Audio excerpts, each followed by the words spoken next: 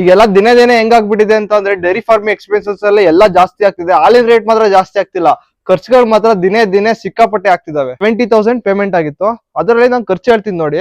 6 ಟನ್ನಿಗೆ 5,000 ಅಂತ ಲೆಕ್ಕ ಹಾಕೋಣ. 5,000 ಲೆಕ್ಕ ಹಾಕಿದ್ರೆ 6 30,000 ಬರೀ ಮೇವಿಗಾಯ್ತು.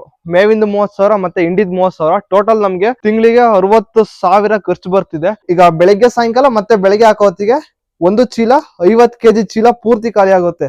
ಇದೇನು ಈ ಕ್ಯಾನ್ ನೋಡ್ತೀರಾ ನೀವು, ಇದೊಂದು 29 ಇಂದ 30 ಲೀಟರ್ ಕೆಪಾಸಿಟಿ ಇದೆ. ಇದು ನಮ್ಗೆ ಹಾಲಿನ ಡೈರಿಯಿಂದ ಕೊಟ್ಟಿದ್ದು, ನಮ್ಮೂರು ಹಾಲಿನ ಡೈರಿಯಿಂದ. ಏನು ಕೊಟ್ಟಿದ್ದು ಅಂತ ಅಂದ್ರೆ, ಆ ವರ್ಷದಲ್ಲಿ ಜಾಸ್ತಿ ಹಾಲು ಇದ್ದಿರೋ ಒಂದು 2-3 ಜನಕ್ಕೆ ಕೊಟ್ಟಿದ್ರು. ಅದರಲ್ಲಿ ನಾವು ಒಬ್ರು. ನಾವು ಒಂದ್ ಹೊತ್ತಿಗೆ ಹೈಯೆಸ್ಟ್ ಅಂದ್ರೆ 43 ರಿಂದ 45 ಲೀಟರ್ ತನಕ ಹಾಲು ಇದ್ದಿದೀವಿ. ಮತ್ತೆ ಇನ್ನೊಂದ್ ವರ್ಷ ಏನ್ ಕೊಟ್ಟಿದ್ದು ಅಂತ ಅಂದ್ರೆ ಹಸು ಮತ್ತೆ ಕರುದು ಐಡಲ್ ಕೊಟ್ಟಿದ್ರು ಒಂದು, ಅದನ್ನ ಮನೇಲಿ ಇಟ್ಟಿದೀವಿ. ದಿನಕ್ಕೆ ಏನಿಲ್ಲ ಅಂತ ಅಂದ್ರು 6 ರಿಂದ 7 ಮಂಕ್ರಿ ಸಗಣಿ ಆಗುತ್ತೆ.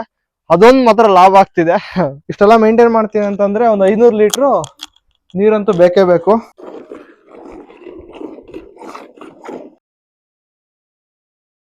ನಾನು ಏನ್ ಇವಾಗ ಡೈರಿ ಫಾರ್ಮಿಂಗ್ ಎಕ್ಸ್ಪೆನ್ಸಸ್ ಎಲ್ಲ ಜಾಸ್ತಿ ಆಗಿದೆ ಅಂತ ಹೇಳಿದೆ. ಅದರಲ್ಲಿ ನಾವು ಫಸ್ಟ್ ಮೇವಿನ ಬಗ್ಗೆ ಮಾತಾಡೋಣ.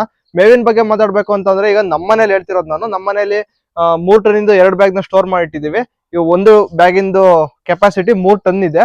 ಅಂತವ್ 2 ಬ್ಯಾಗ್ ಇದಾವೆ. ಮತ್ತೆ ಅಲ್ಲಿ ಅದನ್ನ ಯೂಸ್ ಮಾಡ್ತಿದೀವಿ. ಈಗ ಅದು ಅಪ್ರಾಕ್ಸಿಮೇಟ್ಲಿ ಒಂದು 1 ಟನ್ ಇರ್ಬೋದು. ಈಗ ನಮಗೆ ಒಂದು ತಿಂಗಳಿಗೆ ಮೇವ್ ಎಷ್ಟು ಬೇಕಾಗುತ್ತೆ ಅಂದ್ರೆ ಒಂದು 5 ರಿಂದ 6 ಟನ್ ಮೇವ್ ಬೇಕಾಗುತ್ತೆ ನಮ್ಗೆ ಒಂದು ತಿಂಗಳಿಗೆ. ಅದನ್ನು ಏನಂದ್ರೆ ಬರೀ ಶೈಲೇಜ್ ಯೂಸ್ ಮಾಡ್ತಿಲ್ಲ ನಾವು, ಅಲ್ಲಿ ನೇಪಿಯರ್ ಹುಲ್ ಇದೆ, ಅದನ್ನ ಯೂಸ್ ಮಾಡ್ತಿದೀವಿ. ಅದಕ್ಕೋಸ್ಕರ ಕಡಿಮೆ ಯೂಸ್ ಆಗ್ತಿದೆ. ಇಲ್ಲಾಂದ್ರೆ ತಿಂಗಳಿಗೆ ಒಂದು 7 ಟನ್ ಅಂತೂ ಬೇಕೇ ಬೇಕು ಮೇವು.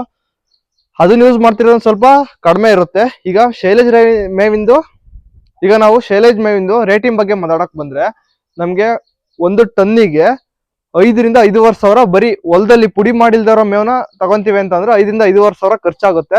ಅದನ್ನ ನಾವು ಸ್ಟೋರ್ ಮಾಡೋ ಹೊತ್ತಿಗೆ 6,500 ತನಕ ಖರ್ಚು ಬರುತ್ತೆ. 6 ರಿಂದ 6,500 ತನಕ. ನಾವು ಮನೆಯಲ್ಲಿ ಬೆಳೆದು ಯೂಸ್ ಮಾಡ್ತಿರೋ ಹೊತ್ತಿಗೆ ಇಷ್ಟು ಕಡಿಮೆ ಆಗ್ತಿದೆ ಅಂದ್ರೆ ನಮಗೆ ಅಷ್ಟು ಎಕ್ಸ್ಪೆನ್ಸಿವ್ ಅನ್ನಿಸ್ತಿಲ್ಲ. ನಾವು ಹೊರಗಡೆ ತಗೊಂಡ್ ಯೂಸ್ ಮಾಡ್ತೀವಿ ಅಂತ ಅಂದ್ರೆ ಸಿಕ್ಕಾಪಟ್ಟೆ ಖರ್ಚು ಅಂತ ಅನ್ಸುತ್ತೆ. ಫಸ್ಟ್ ಎಲ್ಲ ಮೇವಿನ ರೇಟ್ ಎಷ್ಟಿತ್ತು ಅಂತ ಅಂದ್ರೆ ಒಂದ 2,500 3,000ಕ್ಕೆಲ್ಲ ಪುಡಿ ಮಾಡಿಲ್ದವ್ರ ಮೇವೆಲ್ಲ ಸಿಕ್ಬಿಡೋದು. ಈಗೆಲ್ಲ ಹೆವಿ ಸಿಕ್ಕಾಪಟ್ಟೆ ಆಗಿದೆ. ಮತ್ತೆ ಇನ್ನ ಓದ್ ತಿಂಗಳದು ಅಂದ್ರೆ ಲಾಸ್ಟ್ ಮಂತ್ ಇಂದು ನಮ್ದು ಪೇಮೆಂಟ್ ಬಗ್ಗೆ ಮಾತಾಡ್ಬೇಕಂತಂದ್ರೆ ಅಪ್ರಾಕ್ಸಿಮೇಟ್ಲಿ ಒಂದು 70,000 ಪೇಮೆಂಟ್ ಆಗಿತ್ತು. ಅದರಲ್ಲಿ ನಾನು ಖರ್ಚು ಹೇಳ್ತೀನಿ ನೋಡಿ. ಒಂದು ತಿಂಗಳಿಗೆ ನಾನು 5 ರಿಂದ 6 ಟನ್ ಮೇವು ಬೇಕು ಅಂತ ಅಂದೆ. 6 ಟನ್ನಿಗೆ 5,000 ಅಂತ ಲೆಕ್ಕ ಹಾಕೋಣ. 5,000 ಲೆಕ್ಕ ಹಾಕಿದ್ರೆ 6 30,000 ಬರೀ ಮೇವಿಗಾಯ್ತು. ಮತ್ತಿನ್ನ ಇಂಡಿ ಬೂಸು ಬಗ್ಗೆ ಮಾತಾಡೋಣ ಅಂತ ಅಂದ್ರೆ 18 ಚೀಲ ಬೂಸನ್ನ ಯೂಸ್ ಮಾಡಿದೀವಿ, 5 ಚೀಲ ಕಡ್ಲೆಕಾಯಿ ಹಿಂಡಿನ ಯೂಸ್ ಮಾಡಿದೀವಿ. 18 ಚೀಲ ಬೂಸಕ್ಕೆ 25,000 ಸಮಥಿಂಗ್, ಅಲ್ಲ ಸಾರಿ 24,000 ಸಮಥಿಂಗ್ ಅಮೌಂಟ್ ಆಗುತ್ತೆ. ಮತ್ತೆ ಇನ್ನ 5 ಚೀಲ ಕಡ್ಲೆಕಾಯಿ ಹಿಂಡಿಗೆ ಏನಿಲ್ಲ ಅಂತ ಅಂದ್ರು 5,000 ಆಗುತ್ತೆ. ಟೋಟಲ್ ಒಂದು 30,000 ಆಗ್ಬೋದು. ಇಲ್ಲ ಇಂಡಿಯಿಂದ ಎಲ್ಲ ಸೇರಿ 30,000 ಆಗುತ್ತೆ ಟೋಟಲ್. ಮೇವಿಂದ 30,000 ಮತ್ತೆ ಇಂಡಿದ್ 30,000, ಟೋಟಲ್ ನಮ್ಗೆ ತಿಂಗಳಿಗೆ 60,000 ಖರ್ಚು ಬರ್ತಿದೆ.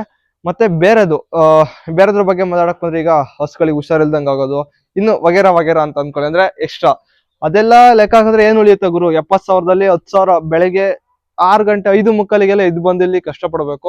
ಒಂದು ಯಾವ್ದ್ರಲ್ಲಿ ಉಳಿಯುತ್ತೆ ಅಂತ ಅಂದ್ರೆ, ನಾವು ಹಸುಗಳನ್ನ ಸಾಕಿ ಚೆನ್ನಾಗಿ ಸಾಕಿ ಒಂದು ಒಳ್ಳೆ ರೇಟಿಗೆ ಮಾರಿದಾಗ ಒಂದು ಉಳಿಬೇಕು. ಇನ್ನೊಂದು ಸಗಣಿಯಲ್ಲಿ ಉಳಿಬೇಕಷ್ಟೇ, ಬೇರೆ ಇದಿಲ್ಲ. ಇನ್ನ ಏನೋ ಲೀಟ್ರಿ 5 ರೂಪಾಯಿ ಎಕ್ಸ್ಟ್ರಾ ಕೊಡ್ತಾರಲ್ಲ ಸರ್ಕಾರದವರು, ಅದನ್ನೇನು 8-9 ತಿಂಗಳಿಗೆ ಒಂದ್ಸತಿ ಹಾಕ್ತಾರೆ. ಮೊದ್ಲು ಇದ್ ಯಾವ್ದ್ರ ಬಗ್ಗೆ ಅಪ್ಡೇಟ್ ಮಾಡಿರ್ಲಿಲ್ಲ ನಾನು. ಈಗ ಶೆಡ್ ಮಾಡಿದಾಗ ಈ ಕಡೆ ಒಂದು ಎಕ್ಸ್ಟೆನ್ಷನ್ ಮಾಡ್ತಾರೆ ಅಂತ ಹೇಳಿದ್ದೆ, ಅದ್ರ ಬಗ್ಗೆನೂ ಮಾಡಿರ್ಲಿಲ್ಲ. ನೆಕ್ಸ್ಟ್ ಇದು ಈ ಕಂಬಗಳೇನಿದಾವೆ ಇವನ್ನ ಪ್ರೊಡಕ್ಟ್ ಸಿಸ್ಟಮ್ ತರ ಮಾಡ್ತೀವಿ ಅಂತ ನಾನು ಹೋದ್ ವಿಡಿಯೋದಲ್ಲಿ ಅಪ್ಡೇಟ್ ಮಾಡಿದ್ದೆ. ಅಪ್ಡೇಟ್ ಮಾಡಿದ್ರಿಂದ ಈಗ ಪ್ರೊಡಕ್ಟ್ ಸಿಸ್ಟಮ್ ಮಾಡಕ್ ಯಾವ ತರ ಮಾಡ್ತಿದಾರೆ ಅಂತ ಅಂದ್ರೆ, ಸುತ್ತ ಫೆನ್ಸಿಂಗ್ ಹಾಕೋಕೆ ಇದನ್ನ ತರಿಸಿದಾರೆ ಕಲ್ನ. ಅಮ್ಮ ಎಷ್ಟಾಯ್ತಿದೆ ಒಂದಡಿ? ಎಷ್ಟು ಒಂದಡಿಗೆ? ಒಂದು ಕಂಬಕ್ಕೆ 500 ರೂಪಾಯಿ ಖರ್ಚಾಗಿದೆ. ಮತ್ತೆ ಫೆನ್ಸಿಂಗ್ ಇಲ್ಲ, ಈಗ ಗುಂಡಿ ಎಲ್ಲ ತೆಗೆದು ಫೆನ್ಸಿಂಗ್ ಮಾಡೋ ಹೊತ್ತಿಗೆ ಸಿಕ್ಕಾಪಟ್ಟೆ ಖರ್ಚು ಬರುತ್ತೆ. ಇದೆಲ್ಲ ಕ್ಲೀನ್ ಮಾಡಿ ಇಲ್ಲೊಂದು ಎಕ್ಸ್ಟೆನ್ಷನ್ ಮಾಡಿಸ್ಬೇಕು. ನೋಡೋಣ ಹೆಂಗಾಗುತ್ತೆ ಅಂತ.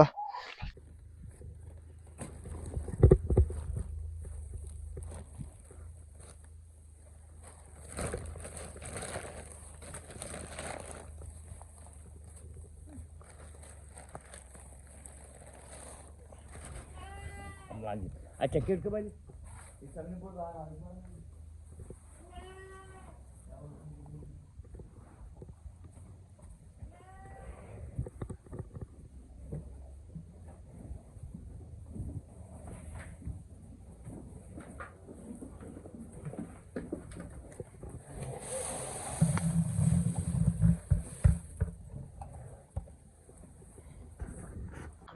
ಈಗ ನಮ್ಮ ಮನೇಲಿ 5 ಆಡುಗಳು ಕುರಿಗಳೆಲ್ಲ ಇದಾವೆ.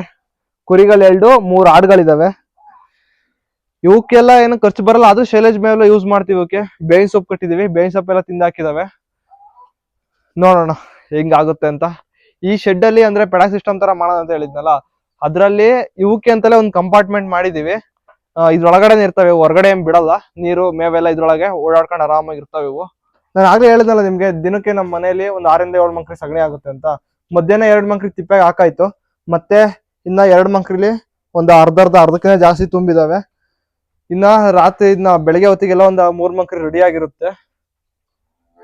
ಇದ್ರಲ್ಲಿ ಒಂದ್ ಸ್ವಲ್ಪ ಲಾಭ ಇದೆ ಅಂತ ಅನ್ಸುತ್ತೆ.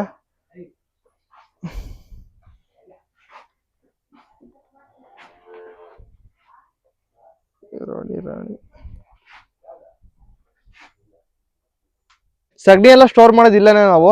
ದಿನಕ್ಕೆ ಏನಿಲ್ಲ ಅಂತ ಅಂದ್ರು 6 ರಿಂದ 7 ಮಂಕ್ರಿ ಸಗಣಿ ಆಗುತ್ತೆ. ಅದೊಂದು ಮಾತ್ರ ಲಾಭ ಆಗ್ತಿದೆ. ನಿಜ ಹೇಳ್ಬೇಕಂತ ಅಂದ್ರೆ ಇಟ್ ವರ್ತ್. ಅಂದ್ರೆ ನಾವ್ ಯಾರಿಗೂ ಮಾರಲ್ಲ, ನಮ್ ತೋಟಗಳಿಗೆ ಯೂಸ್ ಮಾಡ್ತೀವಿ. ಅಡಿಕೆ ತೋಟ, ಇನ್ನ ಬೇರೆ ಇದೆಲ್ಲ ಯೂಸ್ ಮಾಡ್ತೀವಿ.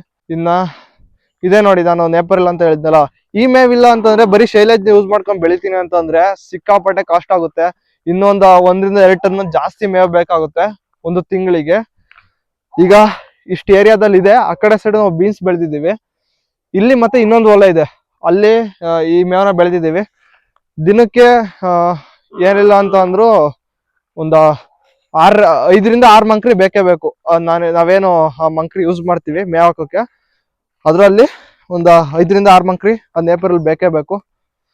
ಇವರು ಹೊಸಬ್ರು ನಮ್ಮ ಮನೆಗೆ. ಒಳ್ಳೆ ಮನುಷ್ಯರು ಅಲ್ಲ, ಒಳ್ಳೆ ದನ. ಸೈಲೆಂಟ್. ನೀವಿಲ್ಲೇ ನೋಡ್ತಿರ್ಬೋದು, ಇಲ್ಲಿ 5 ಚೀಲ ಡೈರಿ ಬೂಸ ಅದನ್ನ ಸ್ಟೋರ್ ಮಾಡಿ ಇಟ್ಟಿದೀವಿ. ಏನಿಲ್ಲ ಅಂತಂದ್ರು 3 ಟೈಮು, ಈಗ ಬೆಳಿಗ್ಗೆ ಸಾಯಂಕಾಲ ಮತ್ತೆ ಬೆಳಿಗ್ಗೆ ಹಾಕೋ ಹೊತ್ತಿಗೆ 1 ಚೀಲ 50 kg ಚೀಲ ಪೂರ್ತಿ ಖಾಲಿ ಆಗುತ್ತೆ. ಅಷ್ಟು ಹಿಂಡಿ ಎಲ್ಲ ಖರ್ಚಾಗ್ತಿದೆ ದಿನಕ್ಕೆ.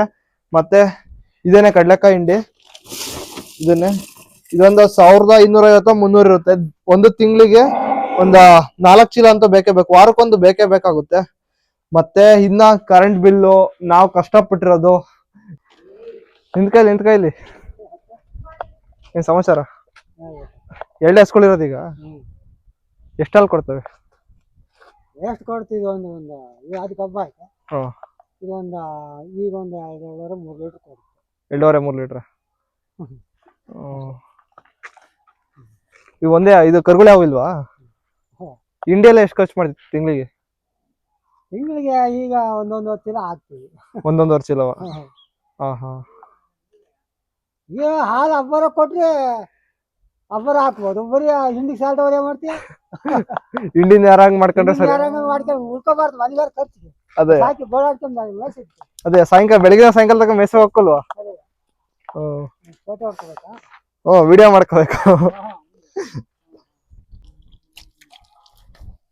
ಜೀವನದಲ್ಲಿ ಎಲ್ಲಾ ತರ ವಿದ್ಯೆನೂ ಗೊತ್ತಿರಬೇಕು. ಒಂದಲ್ಲ ಒಂದು ವಿದ್ಯೆ ಒಂದಲ್ಲ ಒಂದು ಟೈಮಲ್ಲಿ ಯೂಸ್ ಆಗೇ ಆಗುತ್ತೆ. ಯಾವತ್ತು ನಾವು ಕಲ್ತಿದ್ ಯಾವತ್ತು ವೇಸ್ಟ್ ಆಗೋದೇ ಇಲ್ಲ. ಯಾವ್ದಾರ ಒಂದು ಕಾಲದಲ್ಲಿ ಇಂಪಾರ್ಟೆಂಟ್ ಎಮರ್ಜೆನ್ಸಿ ಸಿಚುವೇಶನ್ ಎಲ್ಲ ಅದು ಯೂಸ್ ಆಗೇ ಆಗುತ್ತೆ. ಈ ಮಷಿನ್ಗಳಿಗೆ ಸಿಕ್ಕಾಪಟ್ಟೆ ಇನ್ವೆಸ್ಟ್ ಮಾಡ್ಬಿಟ್ಟಿದ್ದೀವಿ ನಾವು. ತಂದೆ ಒಂದು 8-9 ವರ್ಷ ಆಯ್ತು. ಅವಾಗಿನ ಏನು ರಿಪೇರಿ ಇರಲಿಲ್ಲ. ಆದ್ರೂ ಈಗ ಒಂದು 4-5 ತಿಂಗಳ ಹಿಂದೆ ಈ ಮೋಟರ್ ರಿಪೇರಿ ಬಂದಿತ್ತು. ಅದಾದ್ಮೇಲೆ ಫಸ್ಟ್ ಈ ಮಿಷಿನ್ ಇರ್ಲಿಲ್ಲ. ಈಗ ರೀಸೆಂಟ್ ತಂದಿದ್ದ ಒಂದು 2-3 ತಿಂಗಳು ಆಯ್ತು. ಅದಕ್ಕಿಂತ ಮುಂಚೆ ಇನ್ನೊಂದು 26,000 ಇತ್ತು. ಅದ್ರಲ್ಲಿ ಏನಂತ ಅಂದ್ರೆ ಬರೀ ಅದು ಮಿಲ್ಕಿಂಗ್ ಮಾತ್ರ ಯೂಸ್ ಮಾಡ್ತಿದ್ದು. ಈ ತರ ಪವರ್ ಸ್ಪ್ರೇಯರ್ ಆಗ್ಲಿ, ಈಗ ಪೆಟ್ರೋಲ್ ಮೋಟರ್ ಇದೆಯಲ್ಲ, ಈ ತರ ಆಗ್ಲಿ ಏನಿರ್ಲಿಲ್ಲ. ಅದು ಬರೀ ಕರೆಂಟ್ ಇಂದ ರನ್ ಆಗ್ತಿತ್ತು. ಹಾಲ್ ಕರೆಯಕ್ ಮಾತ್ರ ಯೂಸ್ ಆಗ್ತಿತ್ತು. ಅದು 26,000. ಇದು 30,000. ಆದ್ರೆ ಏನಂತಂದ್ರೆ ಪೆಟ್ರೋಲ್ ಮೋಟರ್ ಇದೆ, ಮತ್ತೆ ಪವರ್ ಸ್ಪ್ರೇಯರ್ ಇದೆ. ಇದಕ್ಕೊಂದು 30,000 ಖರ್ಚಾಗಿತ್ತು. ಇದಕ್ಕೇನೋ ಸಬ್ಸಿಡಿ ಎಲ್ಲ ಕಳೆದು ಒಂದು 18,000 ಏನೋ ಅವಾಗ್ಲೇ ಖರ್ಚಾಗಿತ್ತು. ಇದು ಪವರ್ ಸ್ಪ್ರೇಯರ್ ಹಸುಗಳನ್ನ ಮೈ ತೊಳೆಯಕ್ಕೆ ಮತ್ತೆ ಹಿಂದ್ಗಡೆ ಕೊಡ್ಕೆ ಎಲ್ಲ ತೊಳೆಯಕ್ಕೆ ಅಂತ ಇಟ್ಟಿರೋದು ನಾವು. ಇದನ್ನ ತಗೊಂಡು ಒಂದು 2-3 ವರ್ಷ ಆಗಕ್ ಬಂತು. ಅದ್ರಲ್ಲಿ ತಗೊಂಡಾಗ ಒಂದು ಮೋಸ ಆಗಿತ್ತು ನಮ್ಗೆ.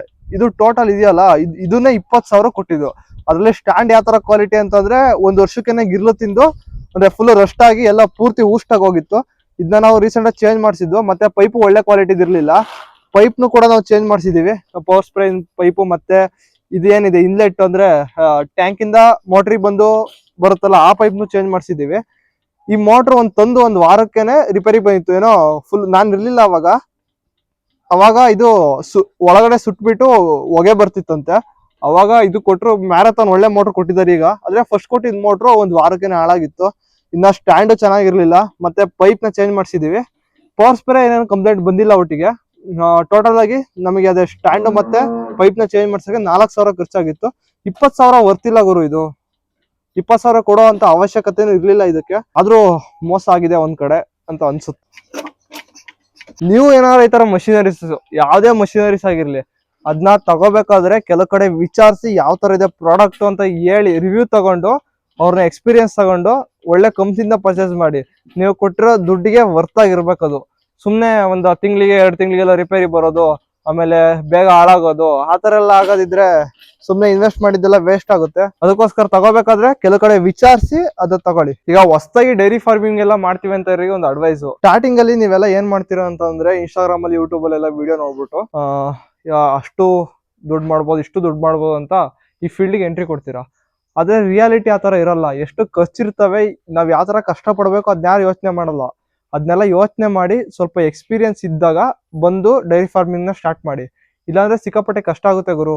ಯಾಕೆಂತಂದ್ರೆ ನೀವು ಸಿಕ್ಕಾಪಟ್ಟೆ ಟೈಮ್ ಕೊಡ್ಬೇಕಾಗುತ್ತೆ ಇದಕ್ಕೆ. ರಾತ್ರಿ ಈಗ ಕರು ಹಾಕೋ ಟೈಮಲ್ಲಿ ಹಸ್ಗಳು ರಾತ್ರಿ 1 ಗಂಟೆ ಆದ್ರೂ ನೋಡ್ಬೇಕು, 2 ಗಂಟೆ ಆದ್ರೂ ನೋಡ್ಬೇಕು. ನೀವು ಮತ್ತೆ ಈಗ ಟ್ರಿಪ್ಪಿಗೆಲ್ಲ ಹೋಗಿ ಎಂಜಾಯ್ ಮಾಡ್ತೀನಿ, ಮನೇಲಿ ಜನ ಇದ್ರೆ ಆಗುತ್ತೆ. ನೀವ್ ಇಲ್ದವ್ರು ಮೇಂಟೈನ್ ಮಾಡ್ತೀವಿ ಅಂತ ಇದ್ರೆ ಆಗುತ್ತೆ. ಆದ್ರೆ ನೀವೇ ಎಲ್ಲಾದ್ರೂ ಮೇಂಟೈನ್ ಮಾಡ್ಬೇಕಂದ್ರೆ ಯಾವ್ದೇ ಕಾರಣಕ್ಕೂ ಹೋಗಲ್ಲ. ಯಾಕೆಂತಂದ್ರೆ ಒಂದು ಹೊತ್ತು ಹಾಲು ಕರಿದೇನೆ ಇರಕ್ಕೂ ಆಗಲ್ಲ. ಅರ್ಥ ಆಯ್ತಾ? ಈಗ ಯಾತರ ಅಂತಂದ್ರೆ ನೀವೇನೋ ಡೈರಿ ಫಾರ್ಮಿಂಗ್ ಸ್ಟಾರ್ಟ್ ಮಾಡ್ತೀನಿ ಅಂತ ಅಂದ್ರೆ ಎಕ್ಸ್ಪೀರಿಯನ್ಸ್ ತಗೊಳ್ಳಿ ಫಸ್ಟು. ಕೆಲವು ಜನ ಅಂತ ಕೇಳಿ ಯಾವ ತರ ಮಾಡ್ಬೇಕು, ಏನೇನು ಅಡ್ವೈಸ್ ಕೊಡ್ತೀರಾ, ಒಂದಿಂದ ಸ್ಟಾರ್ಟ್ ಮಾಡಿ. ನೀವು ಎಷ್ಟೆತ್ರಕಾರು ಬೆಳೀರಿ ನೆಕ್ಸ್ಟು. ಆದ್ರೆ ಎಕ್ಸ್ಪೀರಿಯನ್ಸ್ ಅನ್ನೋದು ಮುಖ್ಯ ಆಗಿರುತ್ತೆ. ಯಾವ ತರ ಸಾಕ್ಬೇಕು ಅನ್ನೋದು ಫಸ್ಟು. ಹಿಂದ್ಗಡೆ ಕೊಡ್ಕೆ ಮತ್ತೆ ಬೆಳಗಿನ ಸೇರಿ ಒಳಗಡೆ ಕೊಡ್ಕೆ. ಈಗ ಸಾಯಂಕಾಲ ಹೊತ್ತು ಹಿಂದ್ಗಡೆ ಕೊಡ್ಕೆನ ಡೈಲಿ ಕ್ಲೀನ್ ಮಾಡ್ತೀವಿ, ಮಾಡ್ಲೇಬೇಕು. ಇಲ್ಲ ಅಂತಂದ್ರೆ ಮಾರನೇ ದಿವಸ ಹಸ್ಗಳೆಲ್ಲ ಮನ್ಕೊಂಡಾಗ ಮೈಯೆಲ್ಲ ಹೆವಿ ಕೊಳೆ ಮಾಡ್ಕೊಂತವೆ. ಅದಕ್ಕೋಸ್ಕರ ಡೈಲಿ ತೊಳಿತೀವಿ ನಾವು. ನೀರು ಒಂದು ದಿನಕ್ಕೆ ನಮ್ಗೆ ಎಷ್ಟು ಯೂಸ್ ಆಗುತ್ತೆ ಅಂತ ಅಂದ್ರೆ ಲಿಟ್ರಲಿ ಒಂದು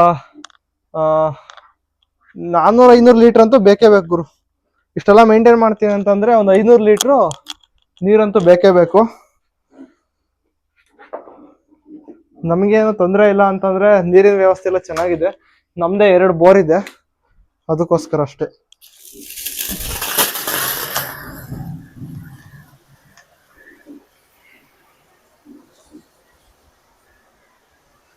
ಈ ಪವರ್ ಸ್ಪ್ರೇ ಎಲ್ಲ ಇರೋತ್ತಿಗೆ ಒಂದ್ ಸ್ವಲ್ಪ ಅಷ್ಟು ಕಷ್ಟ ಅಂತ ಅನ್ಸಲ್ಲ ಕೊಡ್ಕೆಲ್ಲ ತೊಳೆಯೋಕೆ.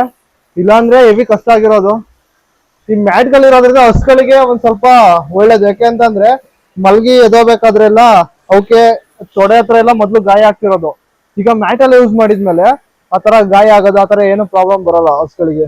ಅವಾಗೊಂದ್ ಸ್ವಲ್ಪ ಕಂಫರ್ಟ್ ಜಾಸ್ತಿ ಇರುತ್ತೆ. ಈಗ ಫಾರ್ ಎಕ್ಸಾಂಪಲ್ ಮನುಷ್ಯ ಯಾವ ತರ ಅಂತ ಅಂದ್ರೆ ಅವ್ರಿಗೇನೋ ತೊಂದರೆ ಆಯ್ತು, ಈಗ ಹುಷಾರಿಲ್ಲ ಅಂತ ಅನ್ಕೊಳ್ಳಿ, ಅದನ್ನೆಲ್ಲ ಹೇಳ್ಕೊಂಡು ಏನೋ ಒಂದು ಪ್ರಾಬ್ಲಮ್ ಇದ್ರೆ ಸಾಲ್ವ್ ಮಾಡ್ಕೊಂತಾರೆ. ಈಗ ಹುಷಾರಿಲ್ಲ, ಅದಕ್ಕೆ ಟ್ರೀಟ್ಮೆಂಟ್ ಸಿಗುತ್ತೆ. ಆದ್ರೆ ಹಸುಗಳಿಗೆ, ಈ ಮೂಕ ಪ್ರಾಣಿಗಳಿಗೆ ಯಾವ ತರ ಅಂತಂದ್ರೆ ಅವು ಯಾರಿಗ್ ತಾನೇ ಹೇಳ್ತಾ ಗುರು, ನಾವೇ ಅವನ್ನ ಅರ್ಥ ಮಾಡ್ಕೊಂಡು ಅವನ್ನ ನೀಟಾಗಿ ನೋಡ್ಕೋಬೇಕು. ಅವಾಗ ದೇವ್ರು ನಮ್ಮನ್ನ ನೀಟಾಗಿ ನೋಡ್ಕೊಂತಾರೆ. ಯಾಕೆ ಅಂತಂದ್ರೆ ನಮ್ಮನೇಲು ಈಗ ಯಾವ ತರ ಅಂತಂದ್ರೆ ನಾನು ಈಗ ಬೆಂಗಳೂರಲ್ಲಿ ಇರ್ತೀನಿ, ಕಾಲೇಜಿಗೆ ಹೋಗ್ತಾ ಇರ್ತೀನಿ.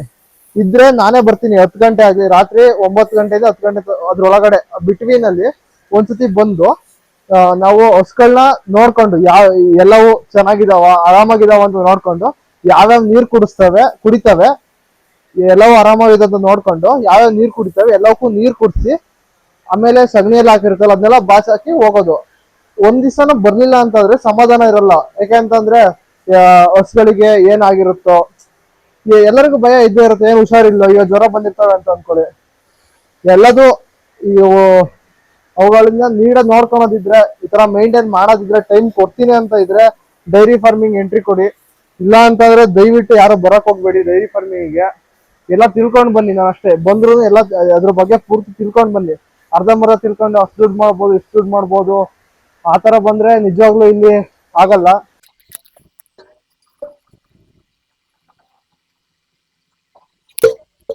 ಈಗ ಸಾಯಂಕಾಲ ಎಲ್ಲ ಹಾಲೆಲ್ಲ ಕರೆದಾದ್ಮೇಲೆ ಈ ತರ ಭತ್ತದ ಹುಲ್ಲು, ಇಲ್ಲಾಂದ್ರೆ ರಾಗಿ ಹುಲ್ಲು, ಇಲ್ಲ ಜೋಳದ ಸಿಪ್ಪೆ ಯಾವ್ದಾದ್ರು ಹಾಕೋಗ್ತೀವಿ. ತಿನ್ಕೊಂಡು ಆರಾಮಾಗಿ ಮಂಗಿರ್ತವೆ. ಇದು ಎಂತ ಸೋಂಬೇರಿ ಆಗ್ಬಿಟ್ಟಿದೆ ಅಂತಂದ್ರೆ ಇಷ್ಟೊತ್ತಂಗ ನಿಂತ್ಕೊಂಡ್ ತಿಂತೈತು, ಈಗ ಮಂಗನ್ ತಿಂತೈತೆ. ಕತೆ ಅಲ್ಲೊಂದು ಸೋಂಬೇರಿ, ಇಲ್ಲೊಂದು ಕುರಿಗಳೆಲ್ಲ ನೋಡ್ತಿದಾವೆ ಏನ್ ಹಾಕಿಲ್ಲ ನಮ್ಗೆ ಅಂತ. ಏನ್ ಹಾಕ್ಬೇಕಾಯ್ತು ನಿಮಗೆ? ಆ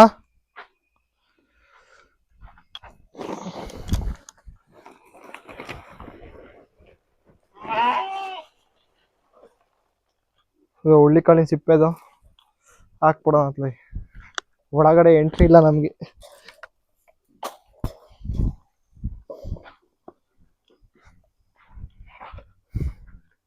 ಹಾಕಿದ ಕೂಡಲೇ ಎಲ್ಲ ಹೋಗಿ ಮುತ್ತಾಕಂತ ತಿಂತಿರೋದೆ. ಆಯ್ತು, ವಿಡಿಯೋ ಕ್ಲಾರಿಟಿ ಡೌನ್ ಆಗಿದೆ, ಅಡ್ಜಸ್ಟ್ ಮಾಡ್ಕೊಳ್ಳಿ. ಇದು ಬೀನ್ಸ್ ನಾವು ಹೇಳಿದ್ನಲ್ಲ, ಅದು ಇದನ್ನ ಹಸ್ಗಳಿಗಿದ್ದು ಎಲ್ಲ ನೇಪಿಯರ್ ಹುಲ್ಲು.